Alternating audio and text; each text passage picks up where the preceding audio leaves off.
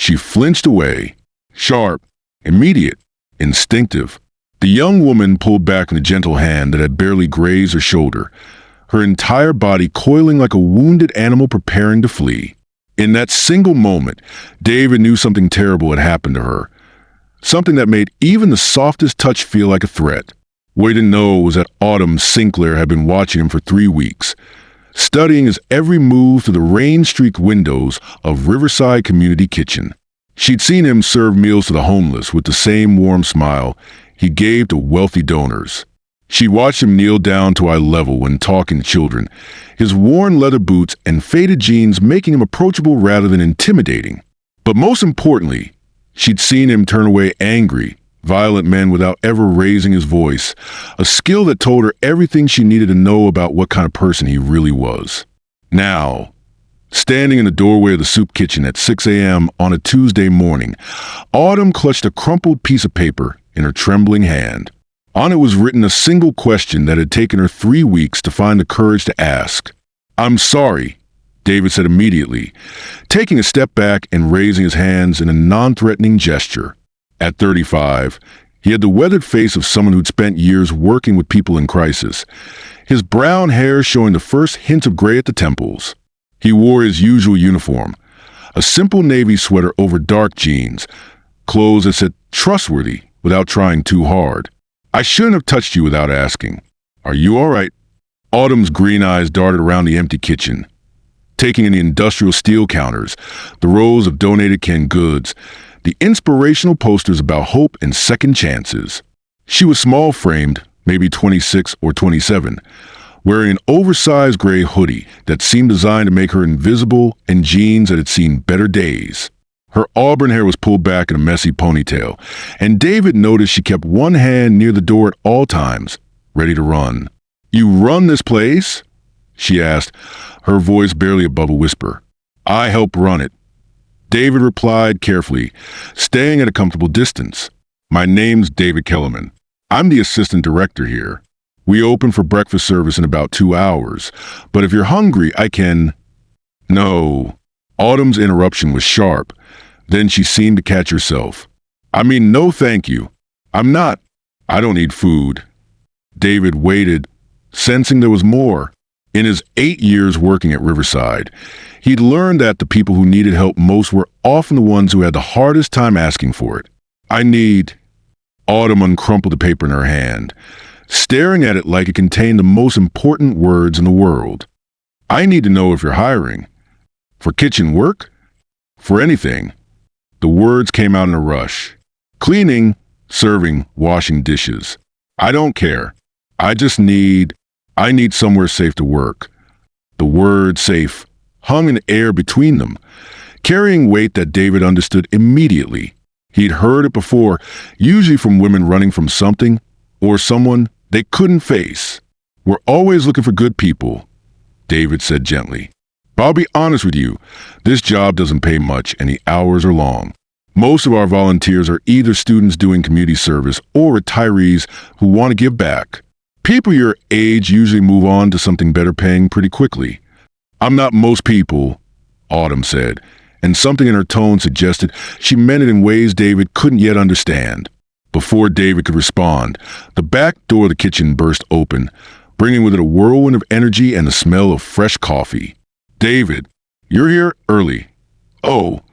The newcomer stopped short when she saw Autumn. This was Paisley Monroe, 29 years old and Riverside's head cook, wearing her trademark bright yellow apron over a vintage band t-shirt and ripped jeans. Her dark hair was tied up in a colorful headband, and she had a kind of warm, infectious smile that made even the most reserved visitors feel welcome. "Sorry, didn't know you had company." "Paisley, this is—" David realized he didn't know Autumn's name. "Autumn," she supplied quietly. "Autumn Sinclair. Autumn's interested in working here," David explained. Paisley's face lit up immediately. "Really? That's amazing. We could definitely use the help, especially with the breakfast rush. Have you worked in food service before?" Autumn shook her head. "But I'm a fast learner, and I really need this job." There was something in the way she said it that made both David and Paisley exchange a quick glance. They both worked with enough desperate people to recognize when someone was running from something. "Tell you what," Paisley said, untying her apron. "Why don't you shadow me today? Unpaid training shift. See how you like it. If it works out, we can talk to the director about making it official." Autumn's face showed the first hint of relief David had seen since you walked in. "You do that? Even though you don't know me?" "Everyone deserves a chance," Paisley said simply. "Besides, anyone willing to show up at 6 a.m. on a Tuesday is probably serious about wanting to work." As the morning progressed, David found himself watching Autumn more closely than he usually watched new volunteers. She was incredibly observant, picking up on the kitchen's rhythm within hours. She noticed when they were running low on clean bowls before anyone else did. She automatically stepped in to help when she saw Paisley struggling with a heavy pot. Most importantly, she treated every person who came to the serving line with genuine respect. No pity, no judgment, just quiet kindness. But David also noticed other things. The way Autumn positioned herself, so she always had a clear view of all the exits. How she flinched whenever anyone approached from behind, even when they called her name first. The careful way she avoided any physical contact, even friendly pats on the arm or high fives. During the lunch rush, an incident occurred that revealed more about Autumn than any conversation could have. A man in his 40s, clearly intoxicated and belligerent, started yelling at Paisley because his food was too cold. Most volunteers would have called David over immediately, but Autumn stepped forward instead. "Sir," she said quietly, her voice carrying surprising authority despite her small stature. "I understand you're upset, but raising your voice isn't going to help anyone. How about I get you a fresh serving, and we can make sure it's exactly the right temperature?" The man turned his anger on her, stepping closer and raising his fist. In that moment, David saw something that made his heart break. Autumn didn't step back or call for help. Instead, she went completely still, her eyes distant, like she was somewhere else entirely. It was a look of someone who had learned that fighting back only made things worse. David intervened quickly, de-escalating the situation and asking the man to leave. But when he turned back to check on Autumn, she was gone. Paisley found her 20 minutes later, sitting in the supply closet with her knees pulled to her chest, crying silently. "Hey," Paisley said softly, settling down on the floor next to her. "Want to tell me what that was about?" Autumn was quiet for a long time. When she finally spoke, her voice was raw with emotion. "My ex-husband, he used to, when he got angry, he would..." She couldn't finish the sentence, but she didn't need to. "How long since you left him?" Paisley asked. 6 months. I've been staying in shelters, moving around. I thought I was far enough away. But today, when that man raised his fist..." Autumn wiped her eyes with the sleeve of her hoodie. "I froze, just like I always did with Marcus. I hate that I still do that. Surviving doesn't make you weak," Paisley said firmly. "And freezing is a normal response to trauma. But Autumn, what you did out there, the way you tried to de-escalate the situation first, that was incredibly brave." "It didn't feel brave. The bravest people I know are the ones who are terrified but do the right thing anyway." That afternoon, David found Autumn reorganizing the pantry with meticulous care.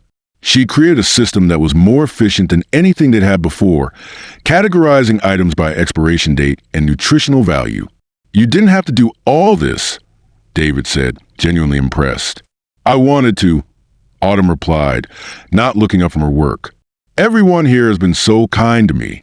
I wanted to give something back." "Autumn," David said carefully, "Paisley told me what happened with your ex-husband. I want you to know that you're safe here. This place, these people, we look out for each other." Autumn finally looked at him, and David saw years of hurt and mistrust in her green eyes. "Why?" she asked simply. "Why would you want to help someone like me?" "Someone like you? You mean someone who shows up early, works hard, treats everyone with respect, and has enough organizational skills to completely revolutionize our pantry system in one afternoon." David smiled gently. "People like you are exactly who this place was built for." "I'm broken," Autumn said quietly. "I can't even let people touch me without freaking out. I jump at loud noises. I don't trust anyone. How is that the kind of person you want working here? David was quiet for a moment, considering his words. Can I tell you something about this place? About why I started working here? Autumn nodded. 8 years ago, I was fresh out of college with a business degree and a job at a big corporate firm. I had everything I thought I wanted: money, status, a nice apartment. But I was miserable. I felt empty, like nothing I did mattered. David leaned against the doorframe, lost in the memory. One day, I was walking to work, and I saw an elderly man digging through a garbage can looking for food. He was well-dressed, clean-shaven, clearly not what people think of when they imagine homelessness. I stopped to talk to him. David paused, the emotion clear in his voice. His name was Walter. He'd been a college professor for 30 years before medical bills from his wife's cancer treatment wiped out their savings. After she died, he lost his house, his car, everything. He told me he'd been living on the streets for 6 months, and in all that time, I was the first person to stop and actually talk to him like he was a human being. What happened to him? Autumn asked softly. I brought him here to Riverside. The director at the time, a woman named Ruth, she didn't just give Walter a meal. She sat with him, listened to his story, helped him apply for assistance programs. Within 2 months, he had an apartment and a part-time job tutoring students. But more than that, he had his dignity back. David looked directly at Autumn. Walter taught me that kindness isn't about fixing people or saving them. It's about seeing them, really seeing them, and letting them know they matter, that their story matters, that they deserve to be treated with respect and compassion, no matter what they've been through. Autumn's eyes filled with tears. I don't know if I'll ever be normal again. The things Marcus did to me, they changed me. I may never be able to have a normal relationship or trust people the way I used to. Maybe normal is overrated. David said gently, maybe what the world needs isn't more normal people. Maybe it needs more people who understand pain, who know what it feels like to be afraid, who can look at someone else's brokenness and see strength instead of weakness. Over the following weeks, Autumn became an integral part of the Riverside family. She worked with quiet efficiency, always anticipating what needed to be done before anyone asked. More importantly, she had a gift for connecting with the people they served, especially the women who came in with that same haunted look she'd once carried. There was Rosa, a young mother who'd fled an abusive relationship with her 2 small children. Autumn spent hours helping her navigate the complex web of social services, sharing resources she'd learned about during her own journey to safety.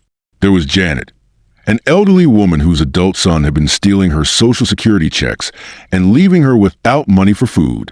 Autumn sat with her during the long waits at legal aid clinics, offering silent companionship when words weren't enough.